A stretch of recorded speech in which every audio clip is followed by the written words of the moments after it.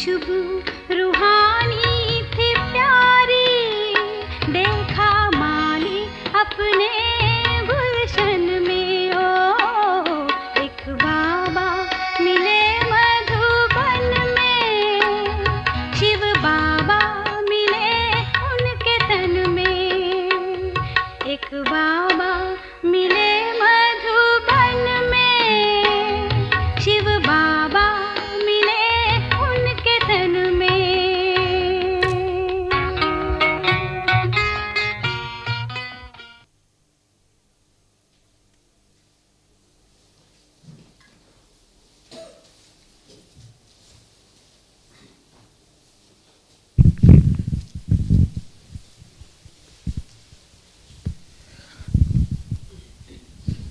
Om Shanti once again.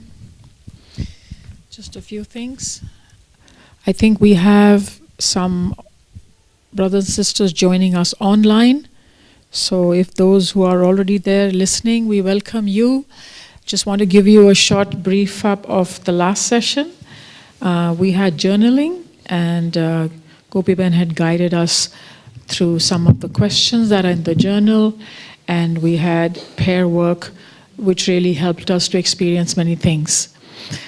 And now there will be an experiential session. I think last one was also experiential, but this will be deeper, and it's called Brahma Baba's Inner Dance.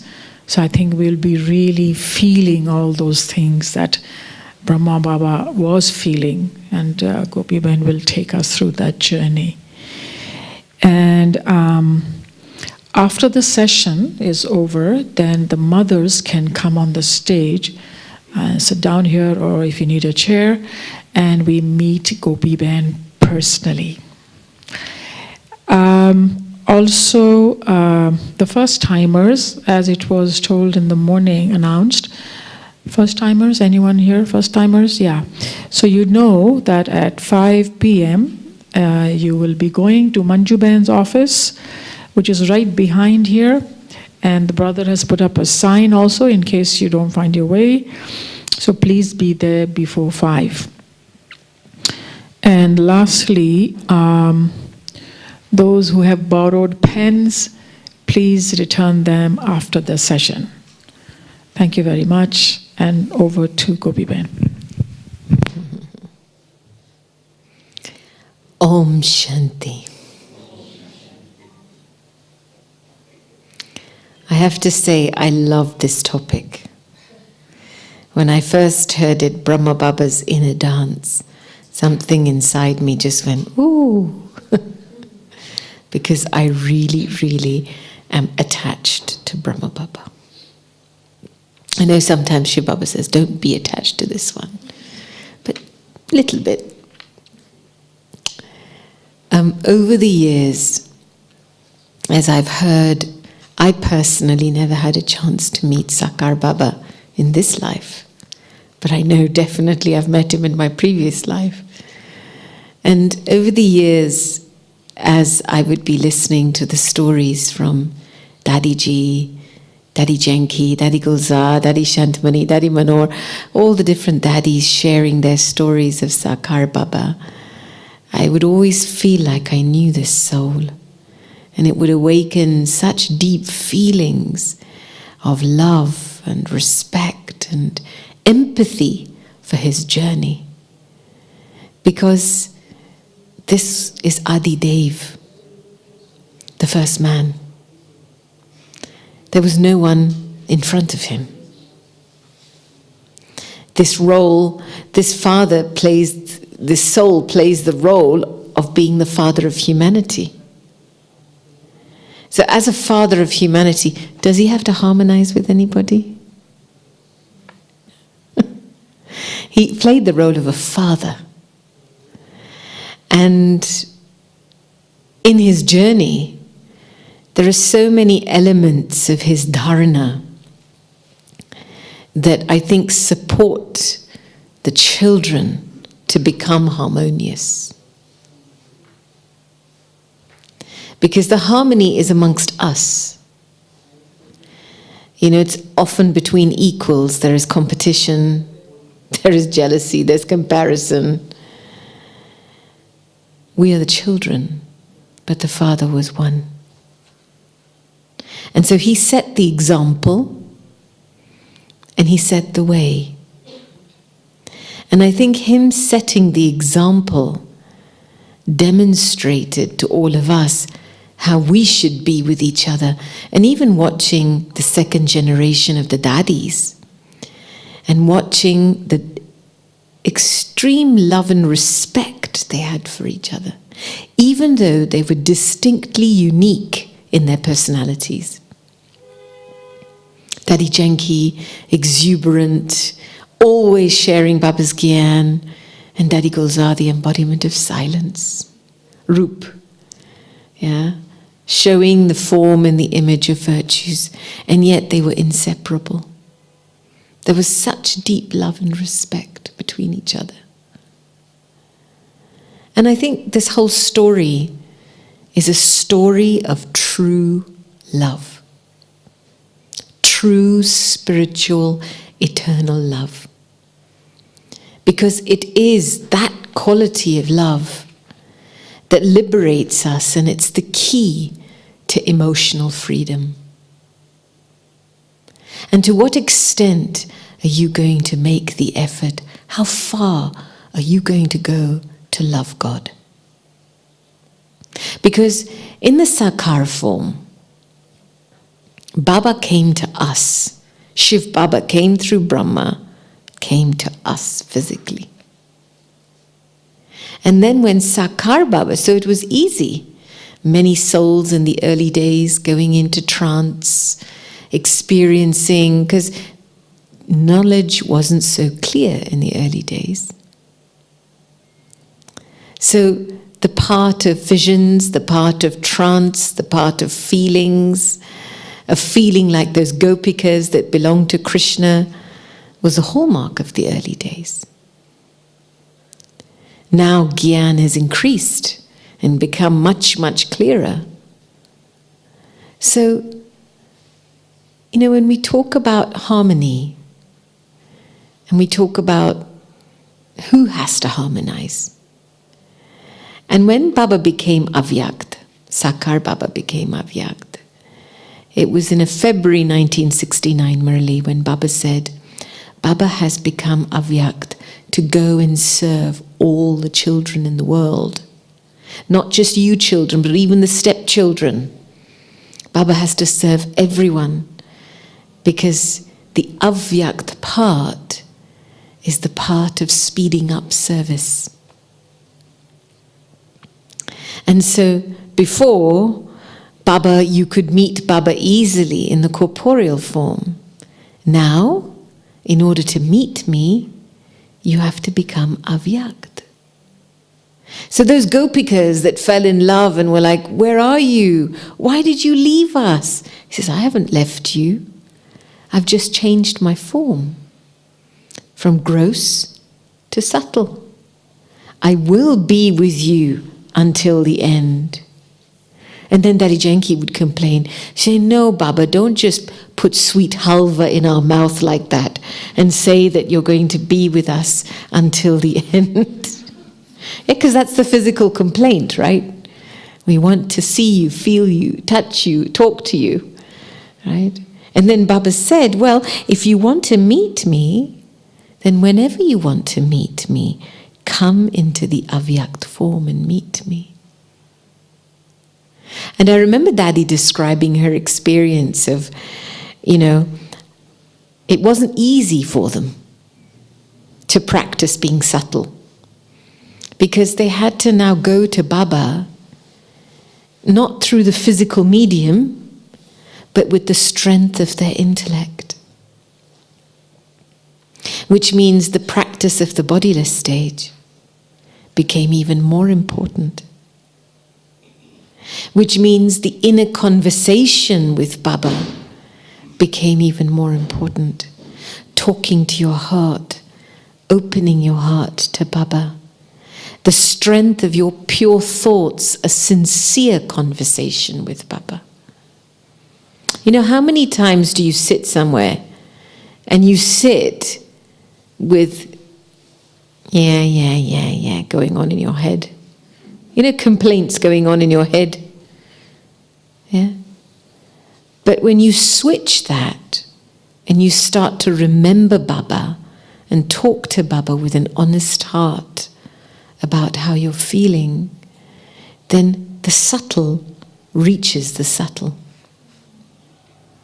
And if it's a true conversation from the heart, Baba gives a response. Because anything that's true and pure reaches Baba. So suddenly the Daddies found themselves where the practice of becoming bodiless, staying introvert, creating a heart-to-heart conversation, stabilizing in the avyak stage was so much important. Talking to themselves with love. So that all ordinariness would finish. Yeah? You know, we become so ordinary, and that's when we waste. And they had to look after themselves the way that Sakar Baba used to look after them. Because Sakar Baba demonstrated in the physical love. You know, when Gulzar Daddy would share that in Hyderabad, Sindh was the place where Baba started to get revelations and visions. And shortly after, when Baba started the satsangs, and it attracted so many souls to come and listen to Baba, and there used to be Om chanting, and people would go into trance. And then, as more and more came, Baba started a little baby bhavan, you know, for children. And he created the Om Mandli. He made Mama, Rukmini Daddy, another sister, somebody else, Mama's Lokik sister also, and then 4 Daddies, Daddy Kumarka, Santri Daddy, I think Sandeshi Daddy, and another Daddy. And he willed over all his property to these 8 sisters. And when Baba began the bhavan for the little children, because the mothers would come with the little children, then the Daddies would train the mothers how to look after the children. Baba would give them directions. So in the morning, the mothers would wake up the children. They'd already have the toothbrush with the toothpaste set on it already.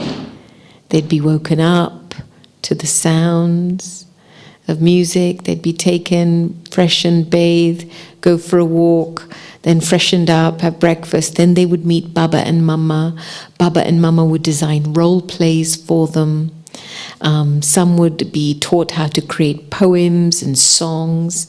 And then Mama and Baba would come in the evening and would watch the role plays of the children and correct them. And so very much the study and yoga with Baba and Mama was very hands-on.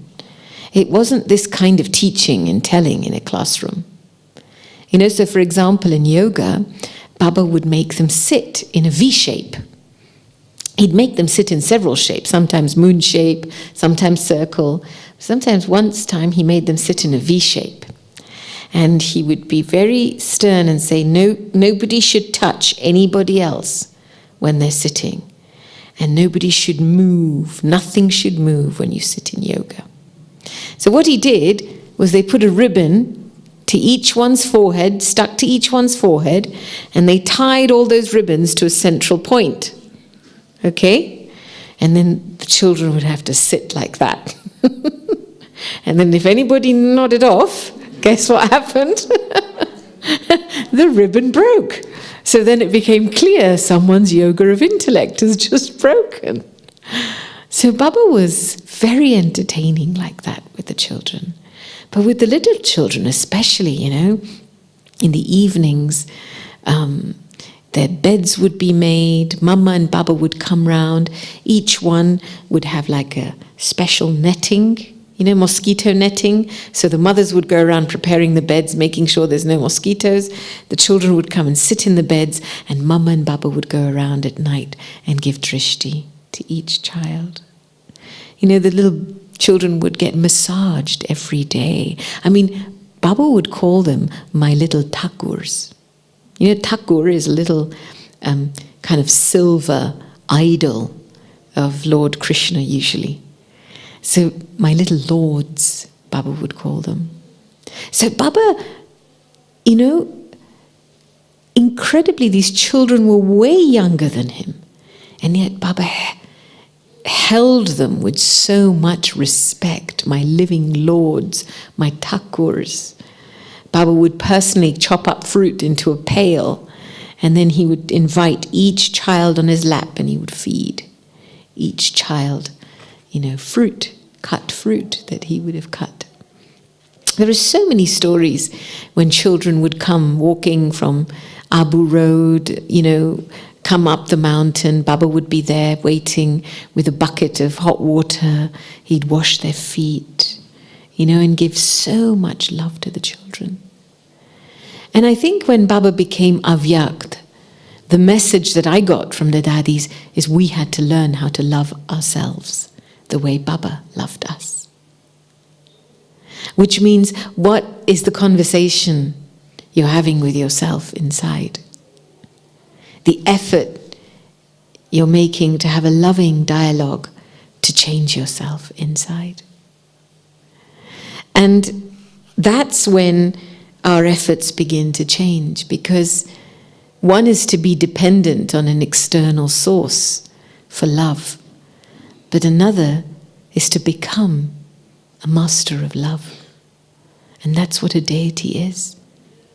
And Baba became avyakt so that we could step up and become those master oceans of love. I remember Daddy Janki sharing a story about how when she came,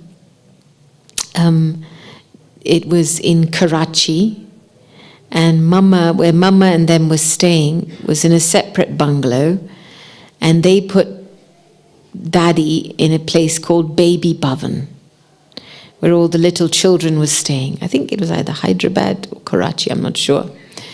But in Baby Bhavan, the person who was looking after these children was a very strict old mother, right? And they put Daddy Janki with her, where all the daddies were in a different building. So, I mean, she was quite formidable, this Mataji, because, you know, she's having to control 40 kids. It's not a joke, right? And nobody could stay with this mother. And so one evening, Daddy got driven over to where Mama was. And, you know, Mama, Chandramani Daddy, these were all Daddy Janki's school friends. And so as they were gathering there, Daddy felt a pang of, oh, I'm on my own out there, and all of you are here. And she said to Mama, but why have you put me there? And Mama looked at Daddy and said, but you are Janak, aren't you? And when Mama said that, because the story of Janak Raja, the one who was the destroyer of attachment, the bodiless trustee in Bhakti, and it touched Daddy so deeply that she went back to Baby Bhavan and she made that mother her friend.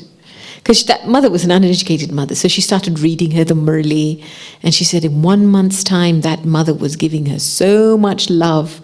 They were on such good terms, and that mother had transformed so much. And so this whole ability in our life to push love back into our relationship, to win people's hearts, to receive blessings from the hearts of others. This is the stepping stone towards harmony and unity.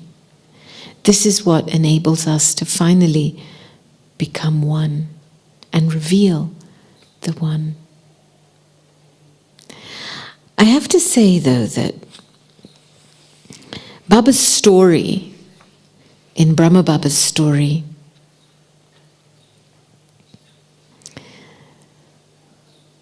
it was a story of true love,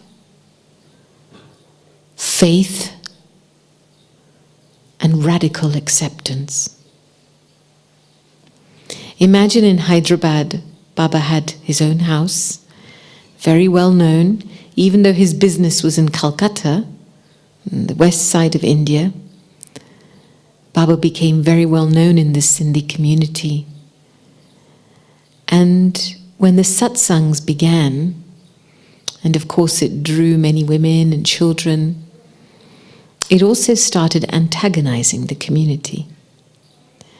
Because many of the sisters started asking for celibacy, and of course the brothers were not too happy about that.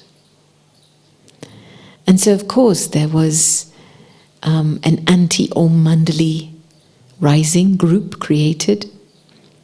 There was picketing where the children were targeted often, and many sisters who had come to Baba, their families had created court cases, right? Got taken to court. Mama herself went to court. And it was a bittersweet experience in court, because sometimes, the cases won in the favor of the women, sometimes it didn't. And at times the court ruled that those over 18 could stay in the yajna, but those who were under 18 had to go back home. So these were bittersweet experiences they had to face. And yet everything Baba accepted. Even though they were defamed, they were accused, Baba's power of detached observation was immense, even at that time. Because the feeling that there's another power who's responsible here for the protection of his children. And then they moved to Karachi, because the problems were getting more in Hyderabad. And in Karachi, Baba rented houses. He sold his house in Hyderabad and rented houses in Karachi. And so according to the law that had been said, they couldn't all stay together as a community. So Baba would stay somewhere different, Mama and the Daddies would stay somewhere different. And so they were all split up. And it was during that time they had the 14 years of tapasya. And then of course partition happened. And when partition happened, even though the government of the newly formed Pakistan, the ministers had said to Baba, you stay amongst us, you're a politician. But the relatives of the surrendered sisters who were living in India said, no, come back to India. And there was a big demand pulling these surrendered sisters out of Pakistan into India. Because at that time when Pakistan was created, it was very clear this was the land for the Muslims. And so a lot of Indians were asked to go back, move and shift, even though that was their land. They grew up there. And in particular, there was one particular person, Dada Mulchand, Chacha Mulchand, who was Didi Manmohini's uncle. He then said to Baba, I will cover the expenses of bringing you from Pakistan to India. So it meant by boat they travelled from the port of Karachi to Oka, and then by train to Abu, and then from the train into Abu, up the mountain to Abu. And on the basis of that, Baba made the arrangements for all the children. Yeah, this is moving a few hundred children, right? This is not a small thing. Moving a few hundred children from one city to another country. And yet Baba. And at that time, I remember Daddy saying, Baba made them dig a hole, because they couldn't carry everything, and put all their notebooks in there. Everything they'd studied and written and whatever up until now. And some of them would complain and say, but Baba, these are treasures. Why should... He said, and then he would tease them. He said, no, if you pack them now, then you'll find them on the path of bhakti. Right? So they left quite a lot of stuff behind. And when they arrived in Abu, of course, and in India, and then Chacha Mulchand this is Didi Manmohini's uncle, said, I was just fooling you. I wasn't going to pay for your expenses. Baba had to face that. Imagine if somebody offers you to take you from one place to another. You make all the arrangements and the expenses, and then the person who's offered to give you the expenses doesn't. How would you feel? And that was something Baba had to accept. In the early days when Baba, in Hyderabad, when Baba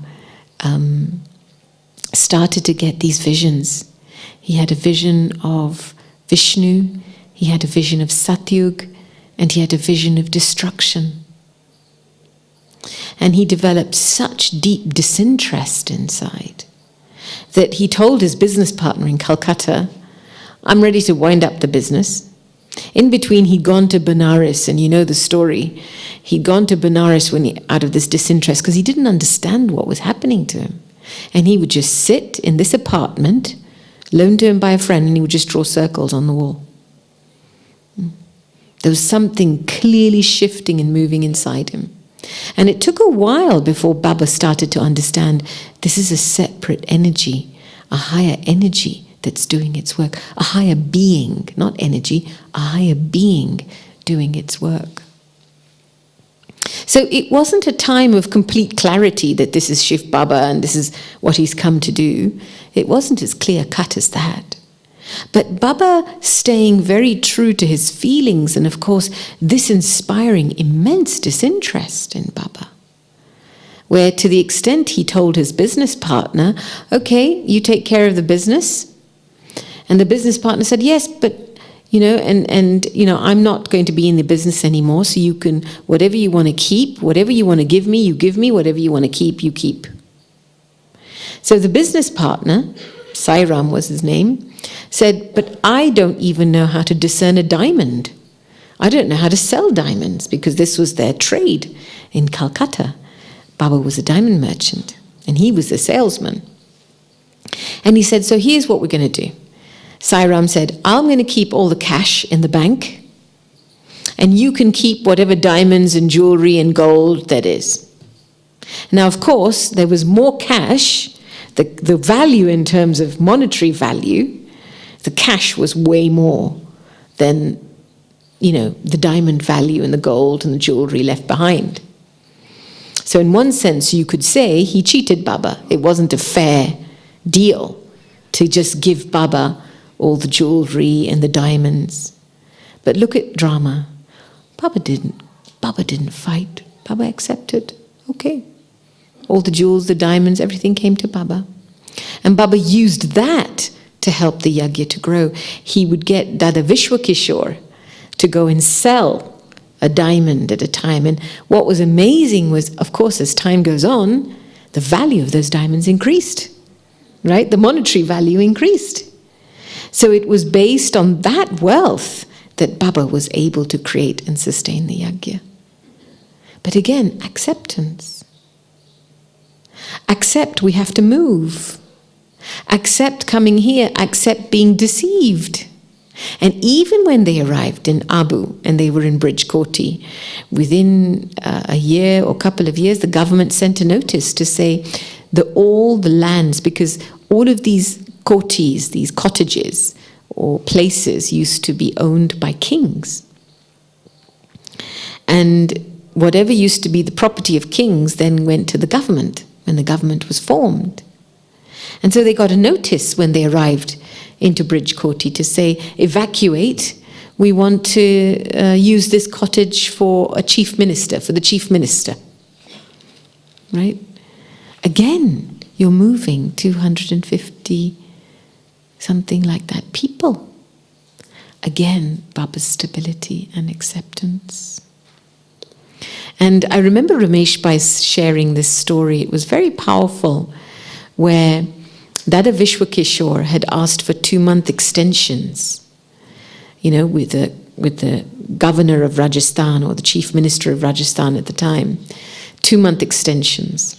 And after a few months had passed by, they went again to see the chief minister to ask for another 2 months. And the chief minister said, look, it's the 30th of December. You're supposed to evacuate on the 31st. And enough is enough. You've had enough extensions. We need this property. And if you're not going to evacuate by tomorrow, I'm going to call the collector of the district. So Dada Vishwakishore went back to Baba and told Baba this. Baba went into silence and he remembered one of the children in Patna, who was a businessman, who was a close friend to the president of India at that time, Rajendra Prasad. And he said to Dada Vishwakishore, call that child, tell him to come to Delhi and to speak to the president. And literally, immediately, Dada Vishwakishore called him. He came from Patna, came to Delhi overnight, 31st morning. They went to the president's house to meet him. And of course, he was a childhood friend of the president. But when they arrived at the presidential house, they meet the PA. And so the PA says, what do you think this is? This is the president. You can't just come without an appointment and expect to meet him. And this brother said, but I've known him since childhood. And the PA said, yes, but that childhood friend is now the president of India. You need an appointment. So Dada Vishwakishore said, let's just sit here for a few minutes. And they both sat down in the waiting area. And according to drama, a few moments later, the president was walking through going to breakfast and he saw his friend and he said, what are you doing here? And the friend said, your PA won't let me in. And so then he invited them for breakfast. And then his friend said, I'm not going to have breakfast until you do this one thing for me. Because they were like childhood friends. And he said, what? He said, well, where we are and our Baba is staying in Bridgekoti, we need a 2-month extension to be able to stay there. And the chief minister isn't providing it for us. Can you write us a letter affording us another 2-month extension? And he said, done. And it was a letter issued under his name. And then they had breakfast. And then they came back, and there must have been just minutes or half an hour, 15 minutes left before the office of the chief minister was going to close. And they arrived in on the 31st. And the chief minister said, have you evacuated yet? And they said, no, but we've brought a letter from a friend for you to read. And he said, I'm not going to read any letter from your friend. No friend can convince me now. I'm going to call the collector. And even if God comes, I won't listen to him. And Dada Vishwakishore said, but God wouldn't come down for a petty matter like this. And God wouldn't come down to speak to you like this. But this friend will. He said, please at least read this letter. So when they gave him the letter and he saw the seal, the presidential seal, he thought, oh, he opened the letter and it was a directive from the president. So he had to oblige. He had to give them another 2 months. So these are moments where, we hear about Baba, but we also, Baba's dharana, but the stories reflect the incredible amount of stability and acceptance Baba handled every scene of the drama with. Baba's wealth, of course, was all used up in the move to Abu. And there are varying stories on the Beggy Period in 1950 when they moved. But Ramesh Bhai once asked Baba, how long did the Beggy Period actually last? And Baba said 6 hours. Of course, there must have been limited supplies before then, but the actual Beggy Period where you have nothing, 6 hours.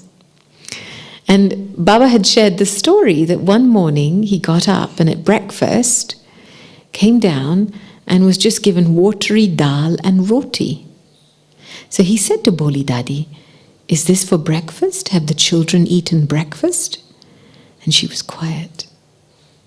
And Baba knew nobody had eaten that morning.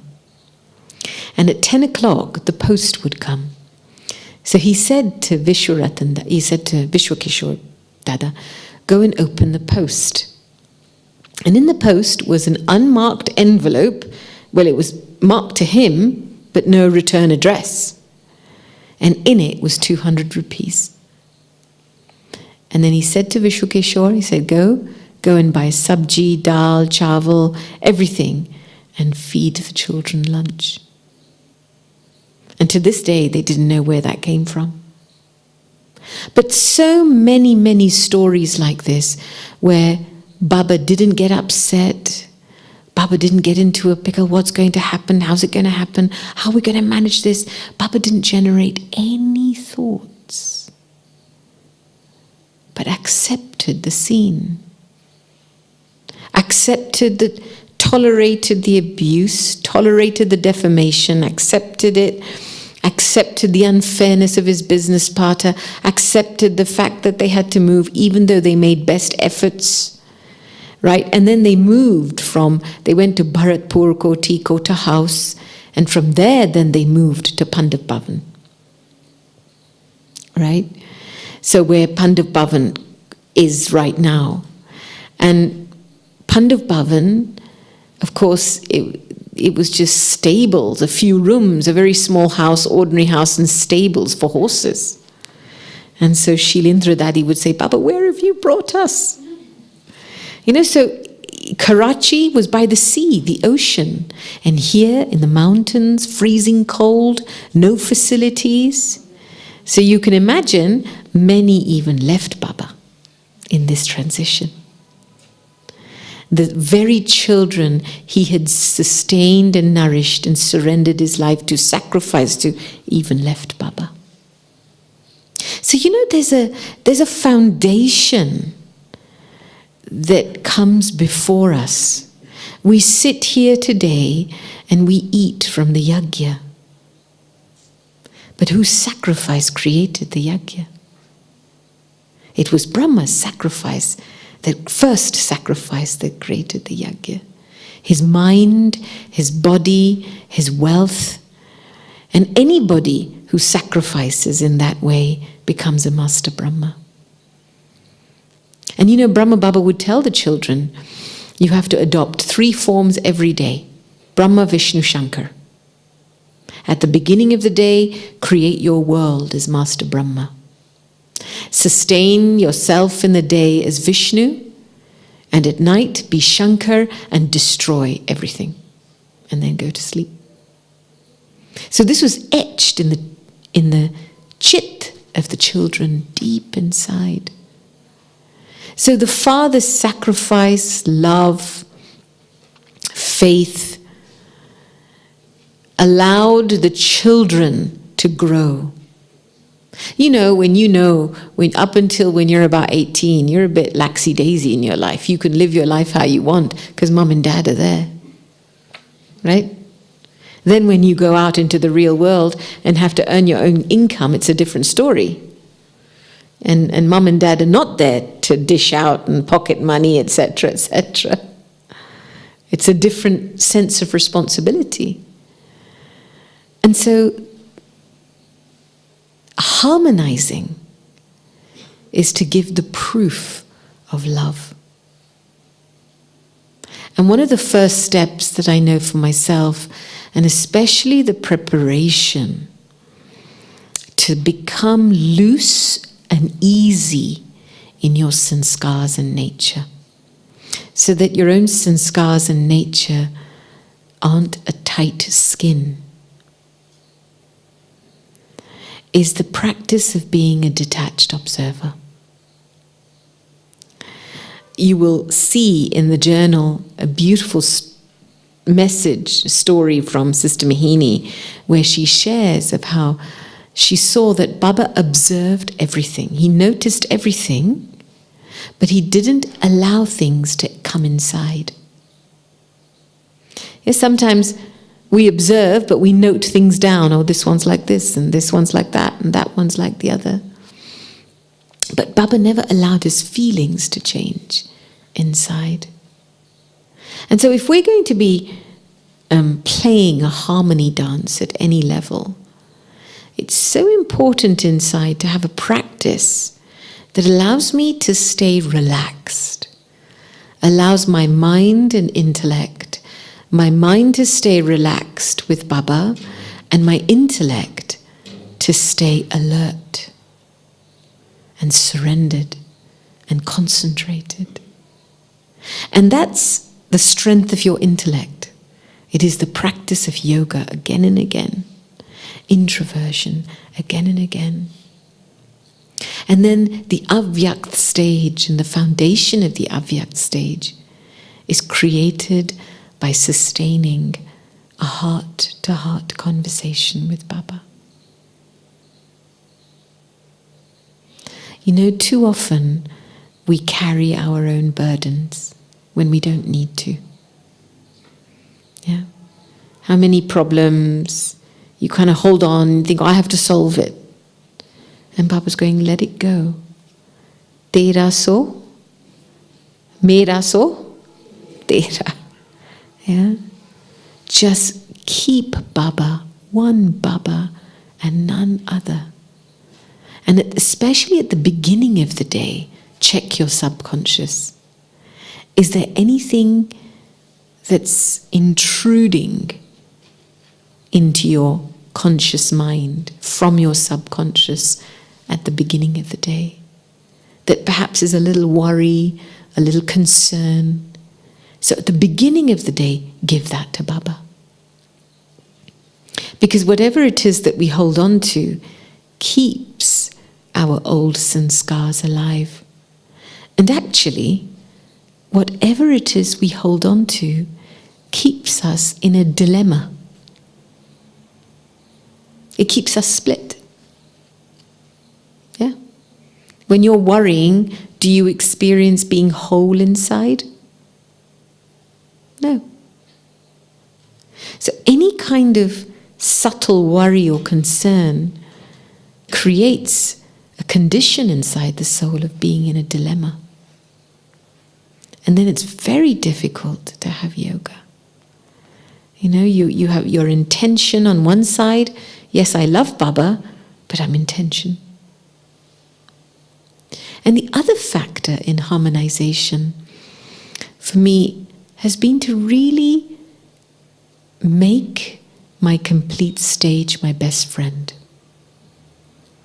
Because when you know and you connect with what you're becoming, the beauty and the purity of what you're becoming, then you will never gossip or defame anyone. If you know you're becoming a deity, will you talk badly about somebody else? Will you? No. It's when we forget our aim that these habits creep in. And I remember Baba very clearly saying in one Murli, it's when you defame someone that you enter a personal dilemma. Because you have done something against your best friend. You've done something that's betrayed your best friend. And your best friend is sitting right inside. So the first sense of harmony has to be created with this friend. Don't try and work it out with somebody else outside, because that's like a band-aid. You know, out of your own attachment, or you want to be seen to be good, you want to be liked, you don't want to be excluded. For some reason, out of ego and attachment, you try and make efforts to patch it up with someone. But actually, the first person you have to patch it up with is your complete stage. When that part of you that is complete, a divine, non-violent deity, faces you and says, why did you do this? I mean, they won't even ask you the question. They'll just give you drishti and you'll realize.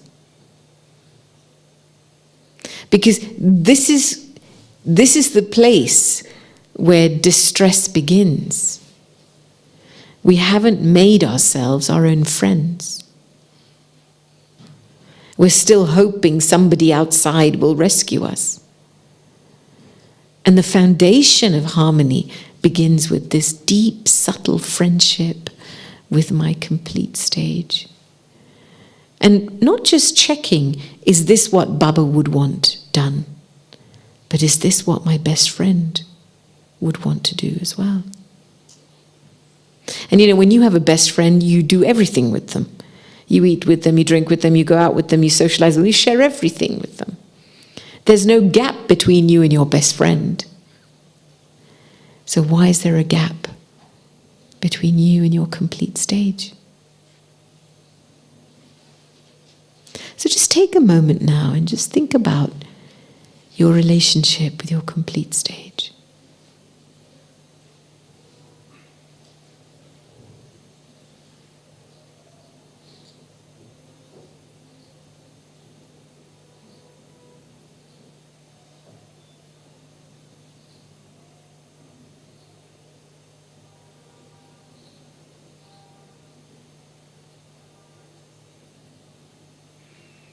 What is it going to take for you to build a strong bond with your complete stage?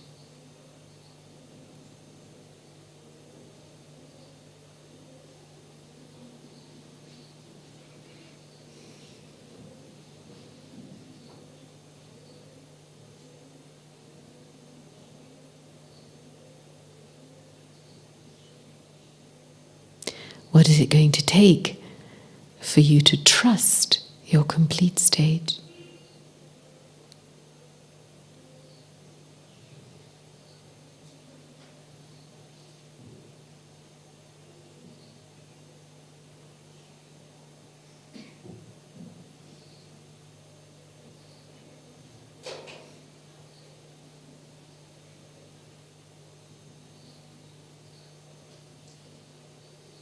And what is your complete stage trying to tell you now?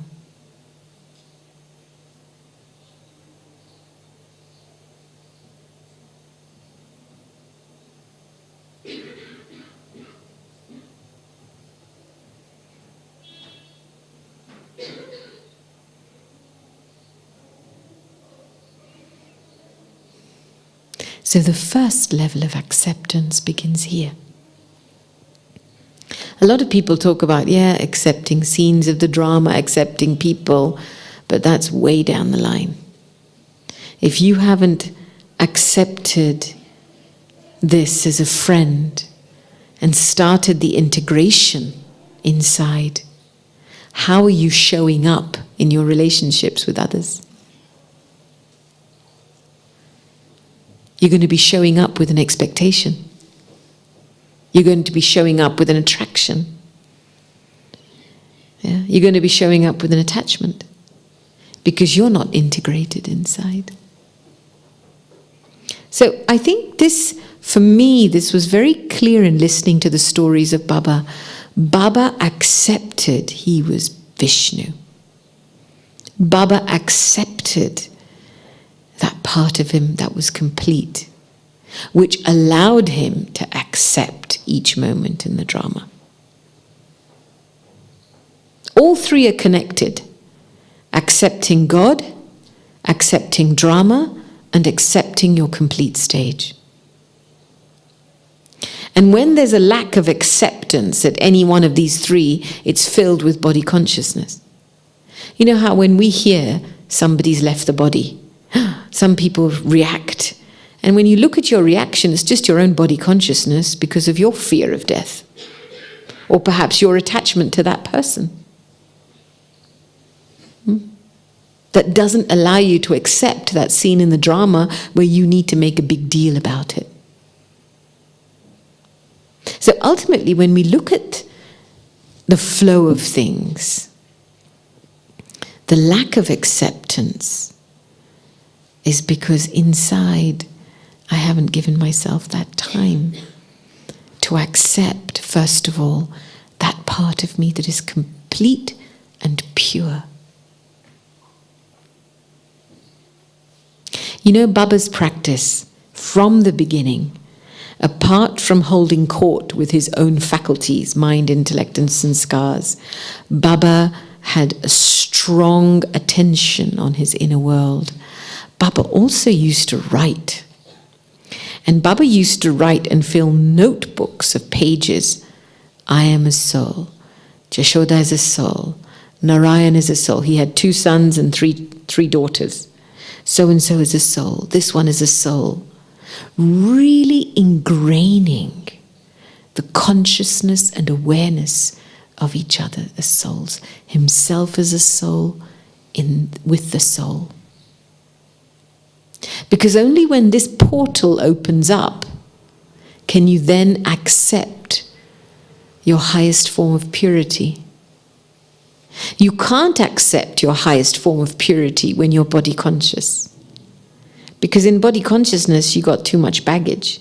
Guilt, shame, habits of looking back, habits of repeating the past, revising the past. And so Brahma Baba's practice, especially towards the end, he would disappear inside, become the point. He spoke very, very little. And he would encourage the children. He would form a group and he would say, you discuss, Baba will come afterwards. So Baba began and pushed the children before he left to work together and to create one thought, one feeling and one direction.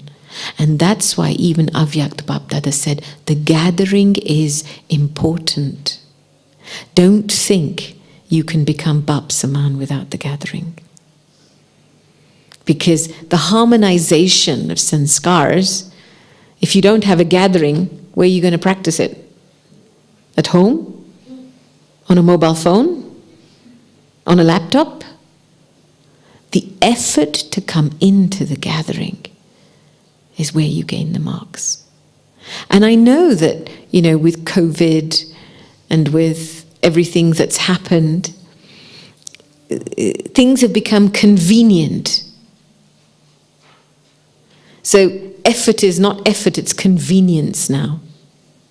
And that's why souls are experiencing a sense of flatness inside. There's no juice enough anymore.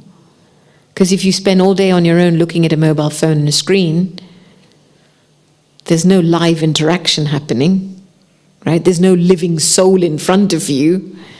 So how are you generating power? Where are you practicing virtue?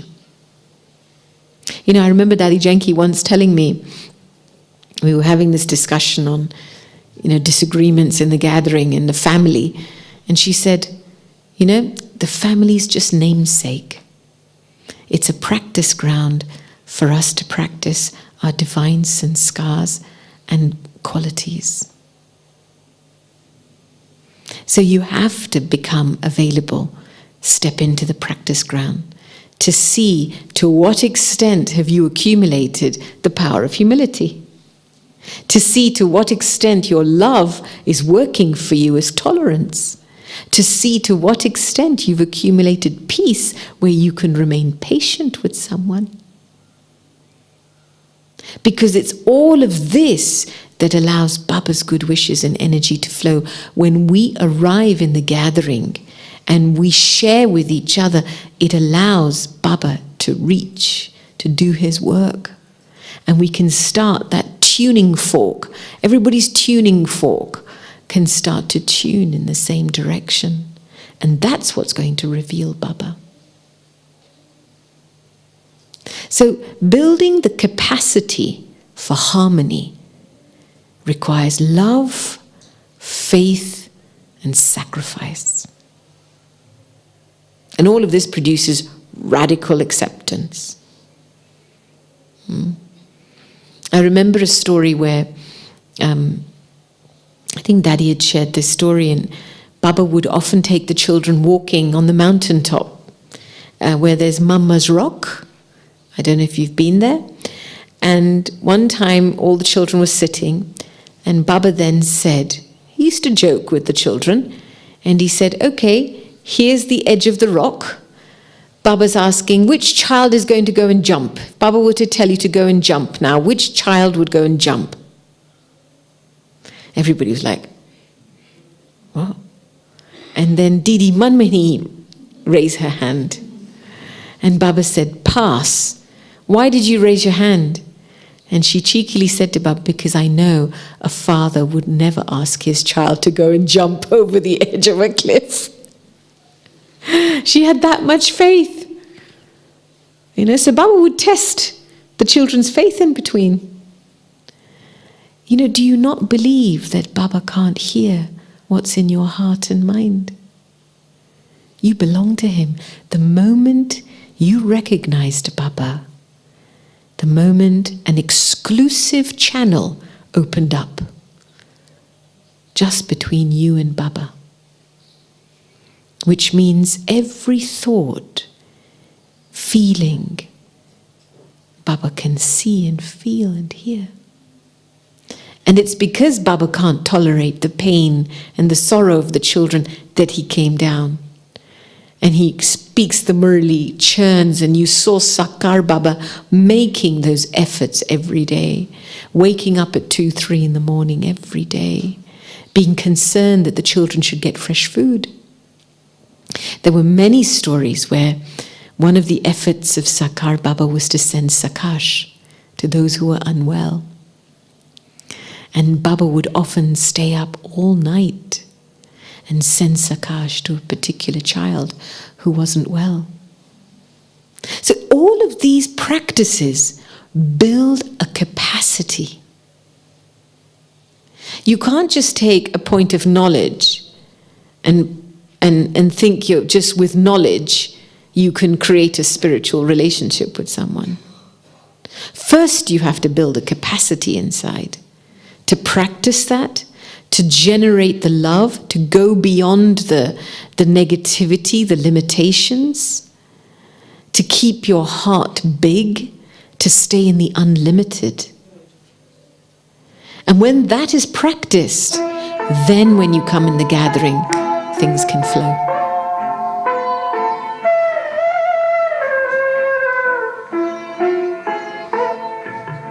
Shiv पिता को अब याद करो, मुक्ति धाम तुम्हें जाना है।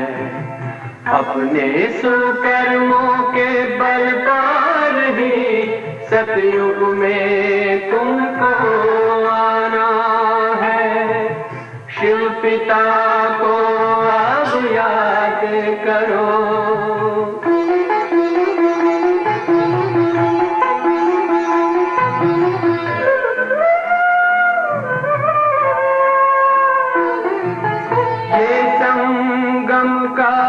स्वर्णिम युग है, शिव पिता फिर से आया है।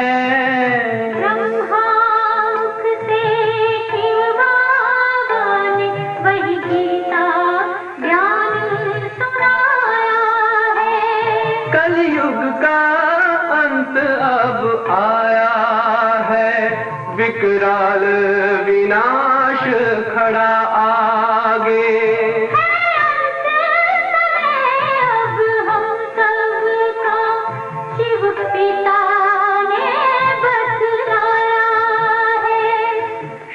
पिता को अब याद करो।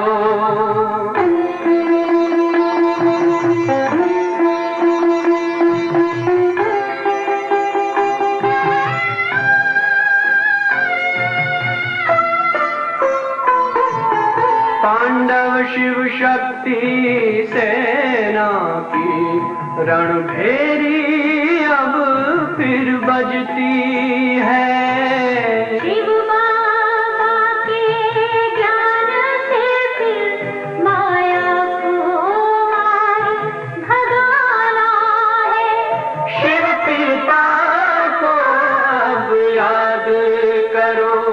सतयुग में तुमको आना है। शिव पिता को अब याद करो, मुक्ति धाम तुम्हें जाना है। अपने सुकर्मों के बल पर ही सतयुग में अब तुम्हें आना है।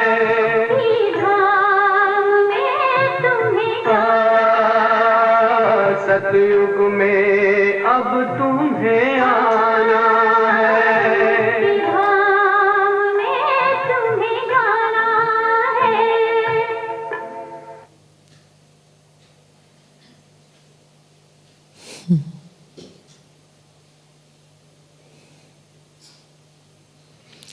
crux of everything comes down to one thing.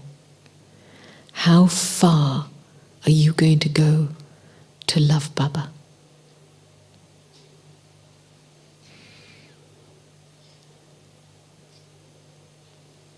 That's what it boils down to. So many times when people come into the gathering, they say, oh, I love Baba, I'm better off on my own.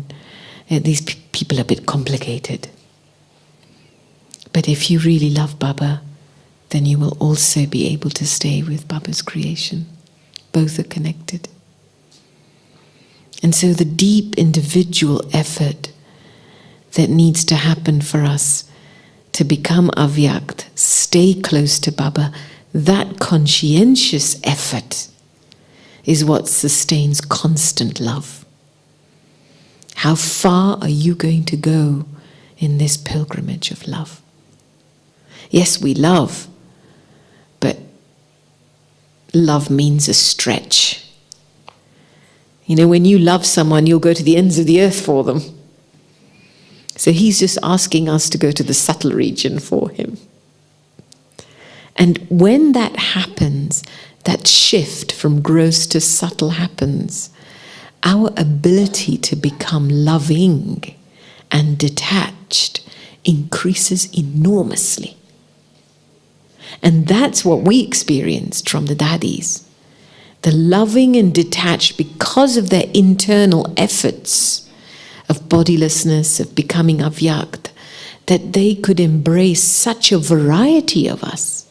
We were young, we were of different backgrounds, different cultures, and yet the feeling, these are Baba's children. No judgment.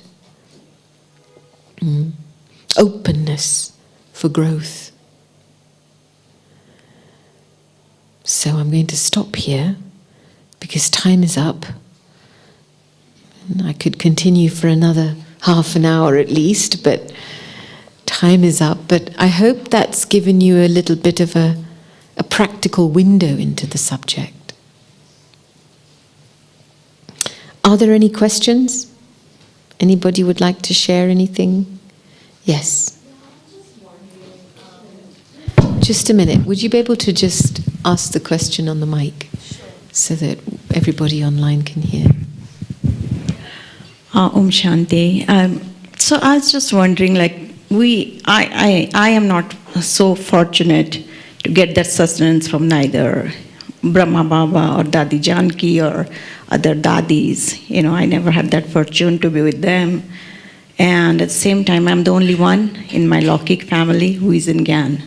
And we deal with people who are not in Gyan almost like all the time. So how do we easily establish a harmony while maintaining our own, sthiti as Baba's child? Stage, yeah, exactly. And also,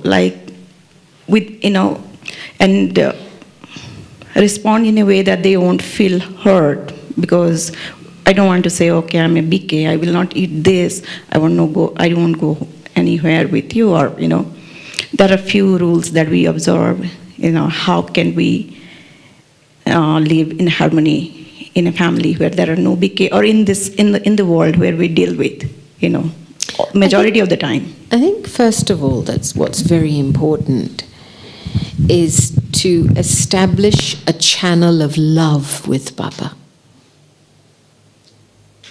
You can't do anything else if you don't feel loved. And not just loved once or twice. There's a strong bond. You are making efforts that's keeping the juice coming. Right? So whatever you need to do to establish that bond of love and the quality of effort you have to make to know that this bond of love is what is going to help me in harmonizing, in balance, this is the first priority. After that, it's negotiation and communication. Everything is a negotiation. Now, in Sakar Baba's days, of course, Sakar Baba would give permission because every person's circumstance and karmic bondage is unique. So, for example, with Ramesh Bhai, Baba said to him, he owned his own business. You can't drink a cup of tea anywhere. But with Brijmohan Bhai, he gave permission because Brijmohan Bhai was a government servant and would get posted into different places. So Baba gave him permission to have a cup of tea outside. Right? So in terms of Srimat and taking Srimat, it's good to go to an instrument who knows your story and your journey and to take some customized Srimat for that. But I wouldn't call myself unfortunate, because what is sustenance? Sustenance isn't just physical proximity to somebody or something. Sustenance is Baba's Murli.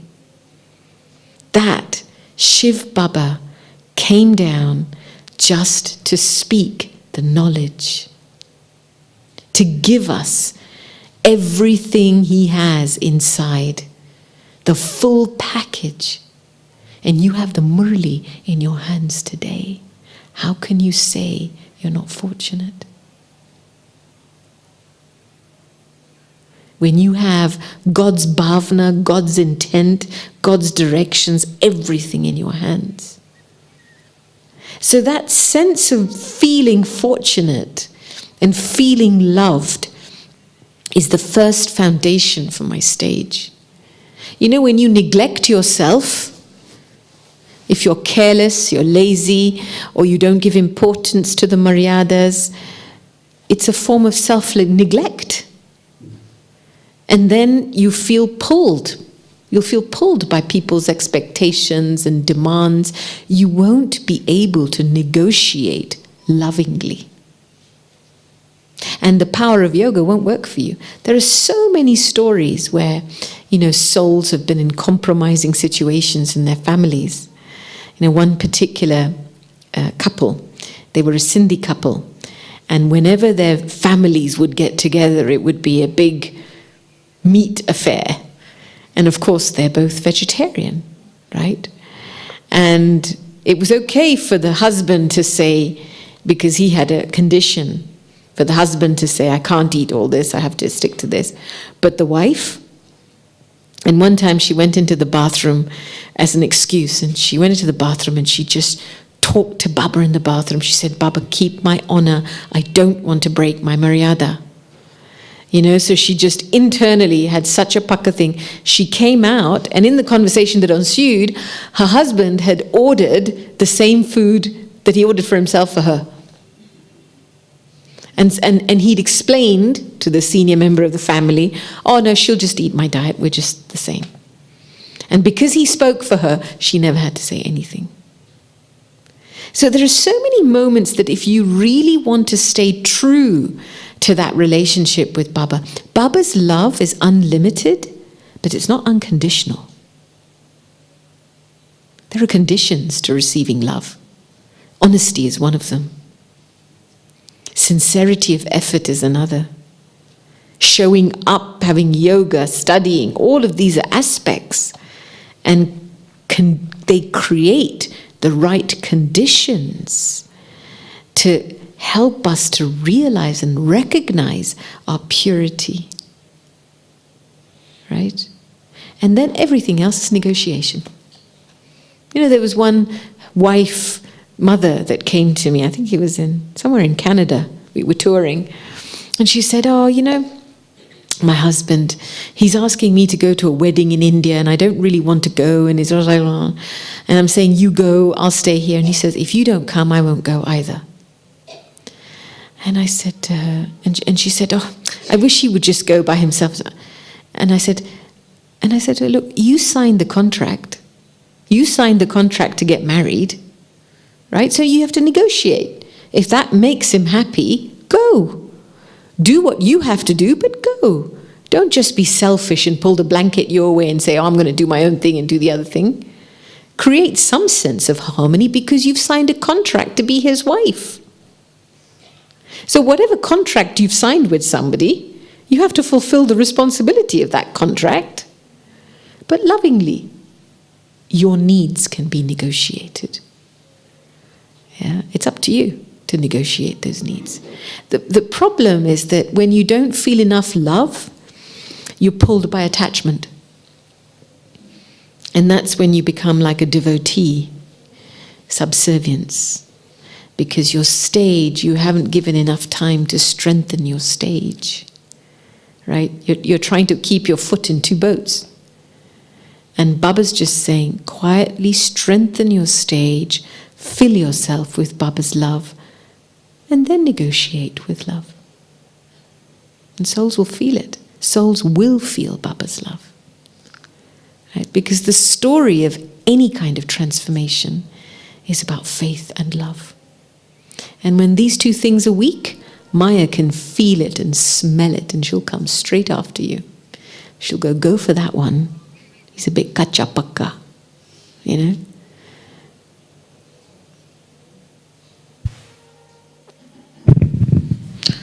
Okay. Okay. So, no, because we still have some things after this. So, that was an amazing session. I wouldn't call it a session, actually. I would call it amazing connection with Brahma Baba. We have read about him, we've heard about him, many things, but I think this was very different. And I think that now, if we can take a minute, we'll ask the brother to play some soft music. And whatever we have heard from Sister Gopi, just feel inside connecting to Brahma Baba with all those qualities that we have heard, the character that she has sort of displayed in front of us. Let us, this 1 minute, be our time to strengthen that, like a new relationship with Brahma Baba. Can we do that now for just a minute? Yeah, so brother could play some soft music, and we could have some, just for a minute, try to go over all the things that Sister has told us and connect deeply.